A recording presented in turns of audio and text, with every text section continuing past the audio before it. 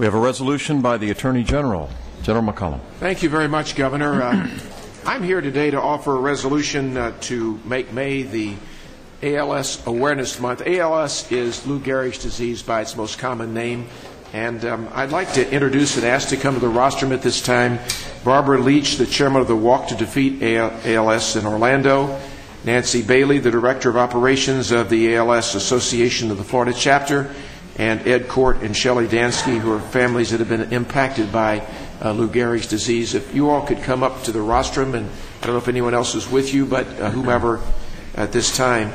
Lou Gehrig had this disease, as I think most of us remember, 70 years ago this July. He made his very famous speech in Yankee Stadium about this disease. Unfortunately, it was discovered in 1869, Governor, and that's 135 years ago. We have no better idea today, or not much better idea, what causes it or any cure for it. It is a very devastating disease. My understanding is that we have more likelihood that members who served in the military get this disease than the average public, and that recently the Veterans Administration has recognized that fact and has given certain prescriptions that provide for the opportunity for servicemen, former servicemen, to be able to get benefits that they might not have previously been able to do. But this is an awareness month that we're asking for today. That's what the resolution's about.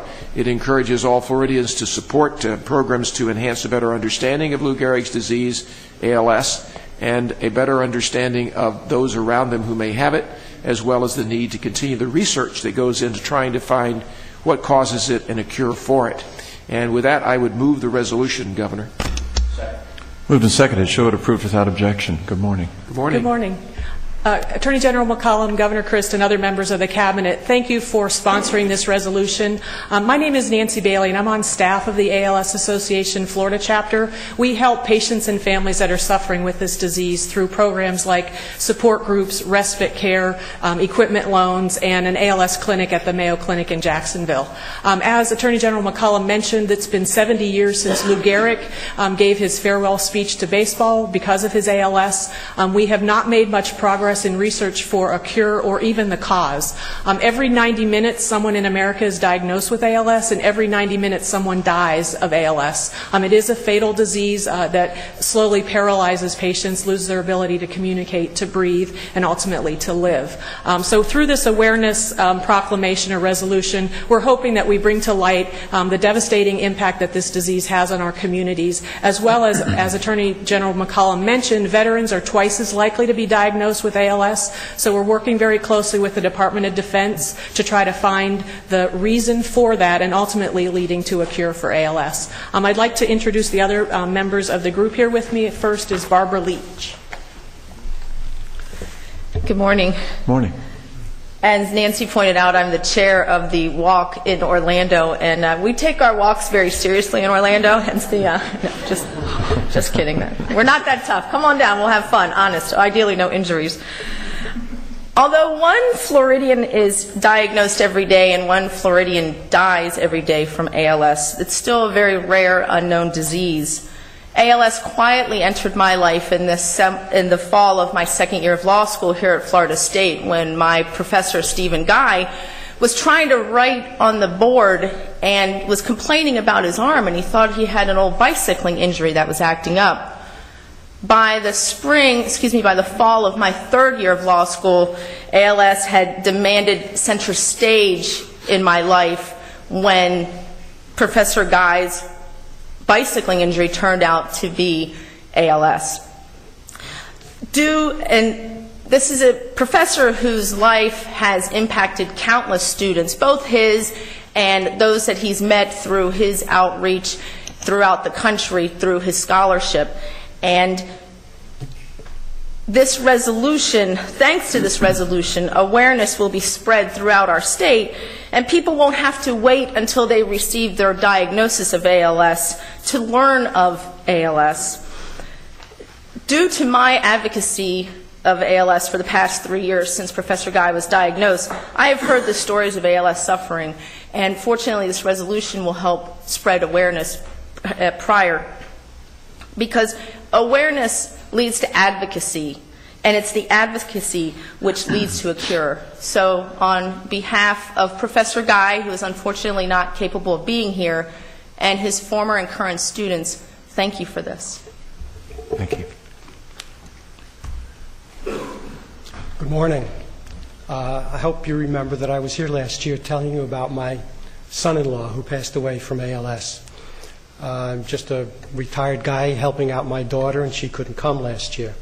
This year, she is able to be here. She was a 25-year employee at American Express who was part of, half of her team at American Express was laid off a month ago, having to do with this economic downturn. So she's able to come and tell you her story about ALS, my daughter, Shelley Dansky. Hi, my name is Shelley Dansky. I never thought that this would be a potential opportunity for job solicitation, but these days I guess you take whatever you can when you can. So resumes are available. I would just briefly like to tell you about my story. I met my husband, Larry Dansky, in December of 2003. It was a whirlwind. We were married in December of 2004. And he had a slight car accident in April of 2005. Went to a lot of doctors after that, and we were sent to a neurosurgeon in September of 2005. I will never forget the words that neurosurgeon said. He said, "Larry, unfortunately, I don't believe I can fix what you have." He said, "I believe you have ALS. Lou Gehrig's disease." To say that it was shocking is an understatement. We did go to a neurologist the day after that. It was confirmed that he did have Lou Gehrig's disease. The neurologist told us that he would have approximately 1 year to live, which is a very short time, even for that disease. 11 months later, my Larry was gone. That's basically my journey. It hasn't stopped, though, and I would like to thank each and every one of you for your support, for my journey with Larry, and people who are going to be forced to make this journey still. And what your support does is raise awareness and hopefully help us find a cure. Thank you so very much.